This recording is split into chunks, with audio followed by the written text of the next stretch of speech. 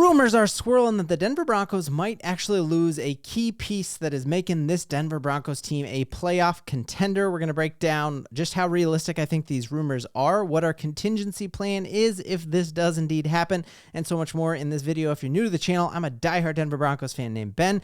Helps me out if you love the Broncos, if you would like and subscribe. So the Denver Broncos are a playoff team. The other shoe is not going to drop. Like if you take a look here at all outside betting markets, at all of the predictors out there, it's looking like the Denver Broncos have about an 80% chance of making the playoffs. And I think, as I broke down yesterday, there's a chance that we could get the 5th seed, the 6th seed. We're not just trying to crawl our way in. We are running into the playoffs, and we're going to be a very hard out. Part of the reason why we've been playing so good and why we are a playoff team is obviously Bo Nix and what this offense has been able to do. But I think the big thing that none of us would look past is just how incredible this defense is playing.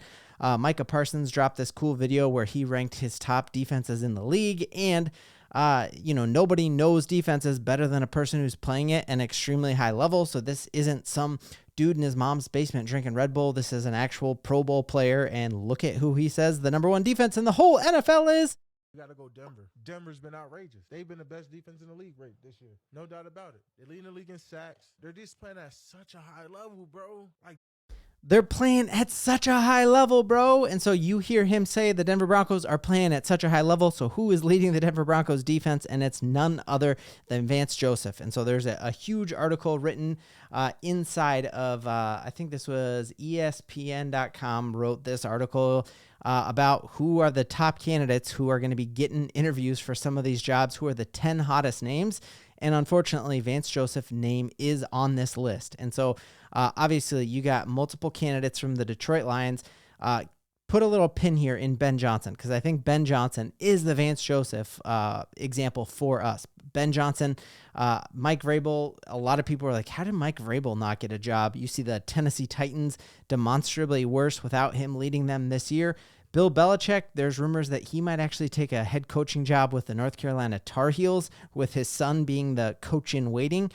So he might be going to the college ranks. So you're talking he's off the list. Aaron Glenn, defensive coordinator for the Detroit Lions. You will not find a more banged up defense that is hitting above its weight class than the Detroit Lions. It is a true next man up there. And so you got to give him his props because he's been coaching that defense incredibly. Brian Flores, I think the Minnesota defense is great. I think they've got a lot more talent on that defense than the Denver Broncos do. There's a lot of similarities between Brian Flores and between Vance Joseph. And then here we have Vance Joseph as the 6th hottest candidate according to this ESPN article. So there are currently 3 head coaching openings in the NFL. And we know that there's always that Black Monday, which is the Monday after the entire NFL season is over. There's always at least 3 teams that move on from their head coach there. It was actually the Bears' first time in franchise history, in their 100-year franchise history, they've ever fired a coach in season. But you're looking like a chance to go coach Caleb Williams. You could go take over the Jets. Good luck with that. New Orleans Saints fired their coach, and you had an interim head coach there. With then other teams to keep an eye on would be Jacksonville, the Raiders, the Giants, the Cowboys, and the Bengals. So you could have 8 openings. And with Vance Joseph sitting as the 6th hottest coaching candidate, with Bill Belichick being on that list above him, you're talking Vance Joseph is a top 5 NFL head coaching candidate with 8 openings. And so the chances are he will be able to take an interview if he wants. So how does that make all y'all feel? Does that make you panic? Do you feel okay about it if Vance Joseph were to leave? To me, I think there is really, like, we saw what Vance Joseph does as a head coach, and I love him as a defensive coordinator, but you look at his time in Denver, those teams started off incredibly hot almost every single year and then fizzled out, whereas you see the opposite of that with Sean Payton, where like we start a little slow and then the team starts learning that system, and all of a sudden it clicks and they rattle them off straight and win 5 straight like we did last year, or 3 straight like we are right now. So you've seen like Vance Joseph not be the greatest head coach, but we know that in the NFL, there are a lot of times where like you get retreads. I think of, even Josh McDaniels, who got a shot here and then got fired and then got another shot with the Raiders. So would Vance Joseph get another shot? And how does that make you feel? I think that truly, Vance Joseph is a great caller of the defense, a great motivator of men, but I just don't think he is a great head coach because we saw it here.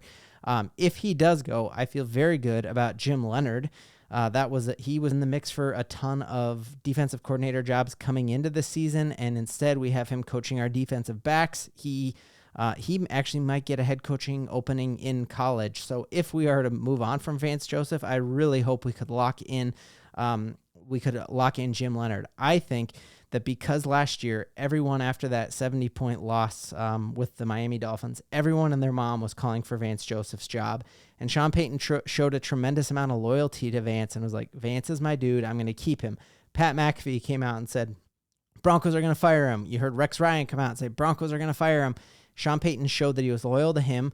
I think that will be reciprocated here. And I think just like Ben Johnson last year, he had unfinished business with the Lions. He knew that the Lions were peaking at the right time, and so he stuck it out. And I could see Vance Joseph doing the very same thing. I also think this is where having the richest owner in sports is a great thing. Could our ownership group come in and pay Vance Joseph head coaching dollars to be an assistant coach, to be this defensive coordinator and lead this team back to the promised land, which is the Super Bowl? So I wouldn't be panicked. I also am not panicked that he's going to go. And I think when it comes down to it, if he had a chance to go coach the Chicago Bears, maybe he does that because he believes in Caleb Williams. But I don't think he would prefer to take over the Jets, who have mortgaged their future now with Aaron Rodgers. Would you want to go to New Orleans, who is in a bad situation? So I think he sticks it out, but very curious to hear what y'all think. How do you feel if he does leave, and what do you think the chances are of Vance Joseph leaving? Last thing I wanted to go on here was just advanced analytics came out here and just showed that Bo Nix is just dominating in more ways than we even knew coming into the season. We knew he was going to outshine all the other rookie quarterbacks, and I don't think any of us were doubting that. Like, we knew he was going to be better than Caleb and Jaden and Drake May and better than Michael Penix, who might get a shot here with Atlanta. The thing I don't think any of us thought was, like, Bo Nix is actually going to be outshining not just rookies, but current starters in the NFL. And so it came out that Bo Nix is leading the league when it comes to deep throws.